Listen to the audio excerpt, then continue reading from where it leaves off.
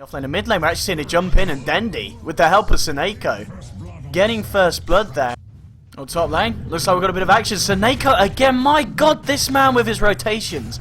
He's been an issue mid, and now he's been an issue top. He's got the body blocks on Dazzle, so the shallow grave, it really doesn't matter. One more right click will finish it. And Seneko. Damn. Like if all those things happen, then I think Navi got this one. And again, mid Seneko. Oh, he's got a sentry. Look where he is again. This man on his Sand King. My bloody god!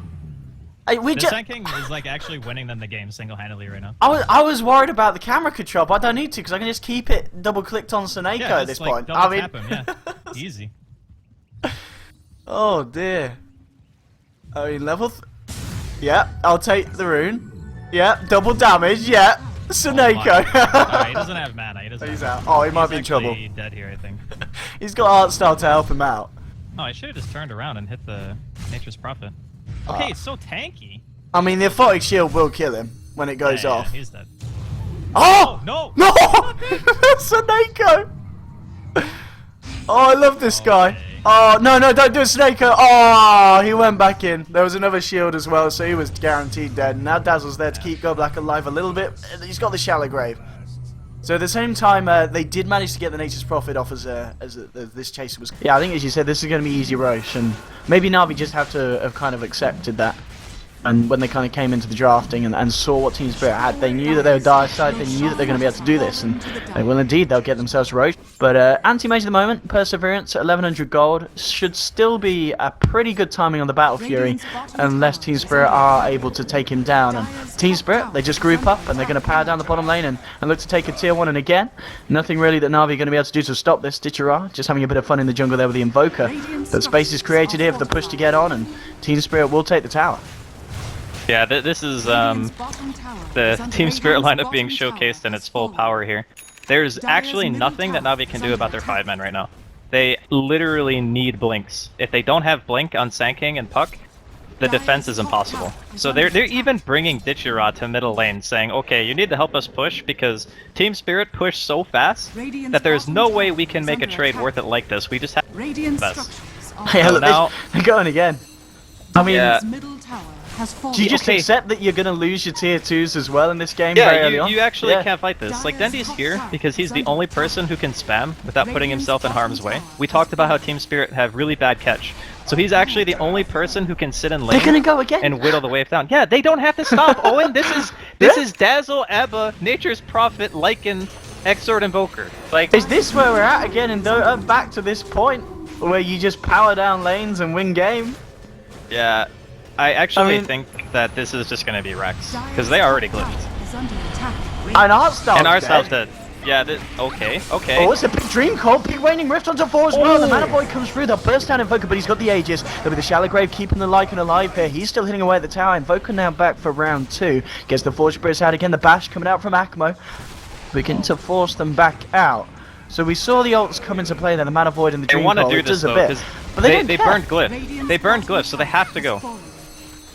Like, this could actually just be Rax if Navi aren't careful. I mean, I don't know, they used everything there, and Seneko didn't even skill ulti, so he doesn't have Epicenter. Without Epicenter coil down, they only got the Aegis. Yeah, that's just buildings dead. They can just run now. They don't have to stay. But Navi are gonna try to make it worth it. Can they even kill Ramses? He's just gonna turn and slap him. Oh my god, the aim dot. Oh god, they had Weave on. They had Weave on, Owen. Why would they try?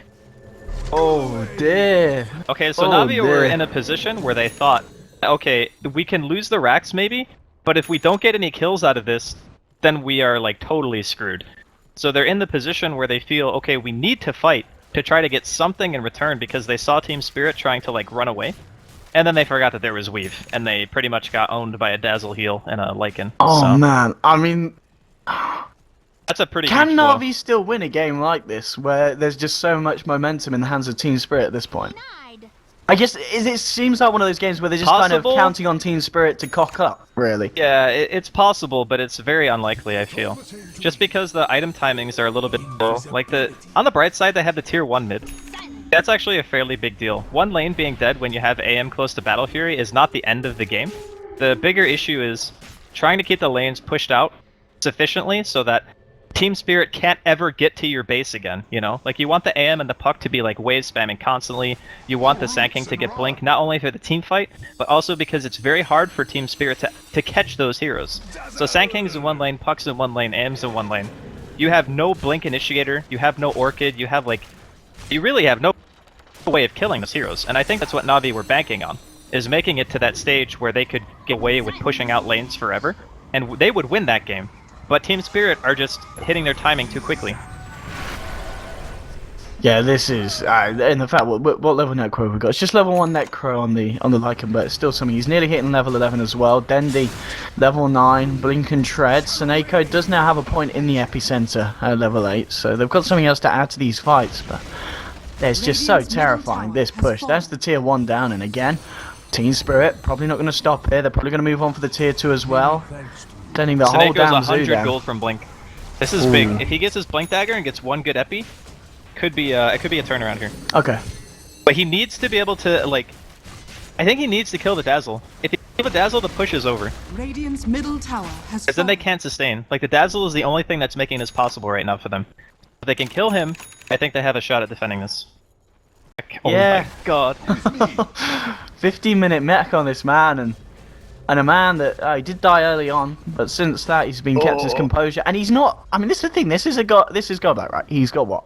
1 kill, only 2 assists. He's only got 24 CS, but just because of the amount of towers and objectives that they've taken, he's pretty damn rich.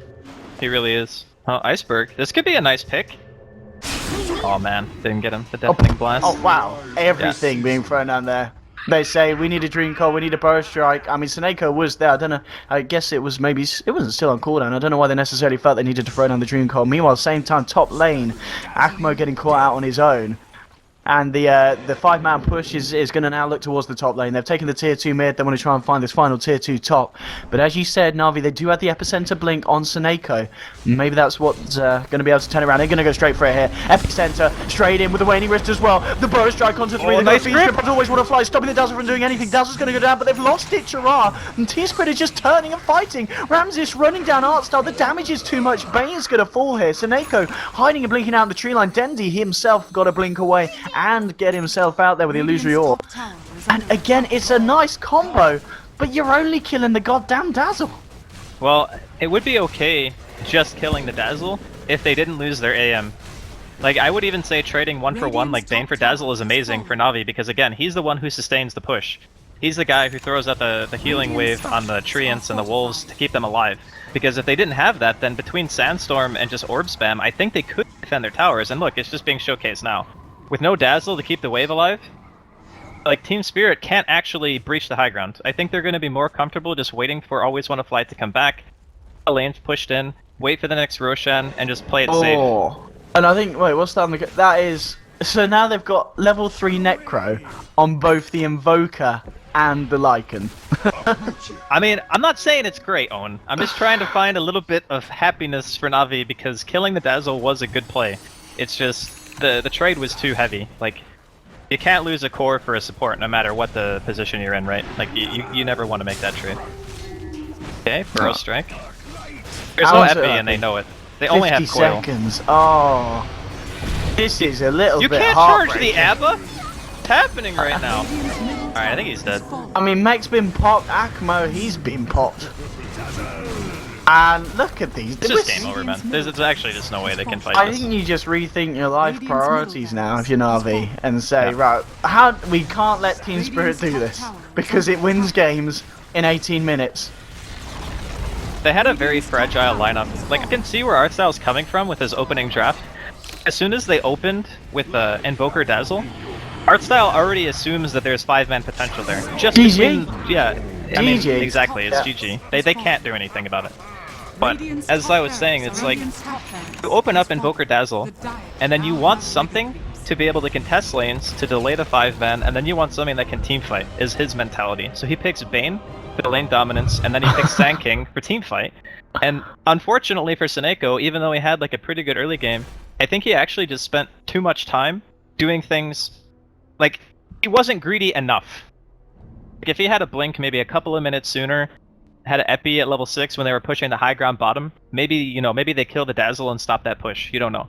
But their lineup was very fragile from the get-go, and I think that Navi would have had to have outplayed severely to win this game. Absolutely terrifying that was. I mean, that was... you could just tell if we ever see Team Spirit in any of the other games get this draft, I think you might as well say we're probably lost, unless you've got the super counter push lineup.